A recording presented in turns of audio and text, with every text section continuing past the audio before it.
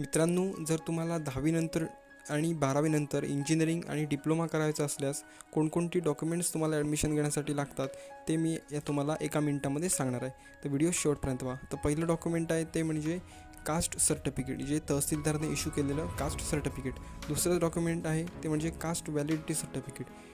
तिसरं डॉक्युमेंट आहे non creamy layer certificate, जे 31 मार्च 2025 पर्यंत वैध असलेलं. त्यापुढे राष्ट्रीयत्व प्रमाणपत्र. नंतर 5वं डॉक्युमेंट आहे आदिवासी प्रमाणपत्र. पुढे आहे ते म्हणजे इन्कम सर्टिफिकेट, ते सुद्धा तुम्हाला 31 मार्च 2025 पर्यंत वैध असलं. यापुढे EWS प्रमाणपत्राचे आर्थिकदृष्ट्या मागास प्रवर्गासाठी. 8वं आहे ते म्हणजे आधार कार्ड तुमचं बँक अकाउंटला लिंक असणे, जेणेकरून तुम्हाला शिष्यवृत्तीसाठी बरे पडेल.